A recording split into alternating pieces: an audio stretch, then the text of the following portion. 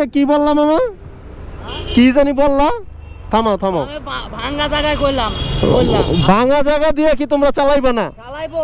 তাহলে তোমরা যদি ভাঙা জায়গা দিয়ে না চালাও, শোনো শোনো একটু শোনো, শোনো একটু শোনো, তোমরা যদি ভাঙা জায়গা দিয়ে চালাইতে ইচ্ছুক না, তাহলে তোমরা গুলশান বনানীতে ধানমন্ডিতে গিয়ে চালাও।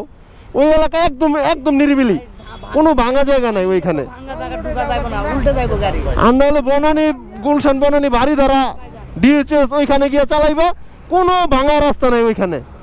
ভাঙা রাস্তা হলে যদি তুমি ডাইনে চাপ দিবা, তাহলে দরকার আছে তোমার এইখানে ভাঙা রাস্তায় চালানোর? এইবার অবৈধ গাড়ি, তোমাদের কোনো রেজিস্ট্রেশন নাই, ড্রাইভিং লাইসেন্স নাই। মনে করো এই যে আমারে এখন সার্জেন ধরলে বলবো আমার ড্রাইভিং লাইসেন্সটা চেক করব, তোমার কি আছে? তাহলে সরকার তুলে দিতে হবে। সরকারের দোষ না তোমার দোষ? সরকারের দোষ। সরকারের দোষ। সরকার যদি না তুলে দেয় তাহলে তো আমরা তো চালাতে পারবো না। সরকার একবার তুলে দিতে হবে, গাড়ি ধরবে ও টলে দিবে, তাহলে আর কেউ চালাবে না। তোমরা কোনো নিয়ম কারণ জানো না কেন আসো রাস্তায় চালানোর জন্য?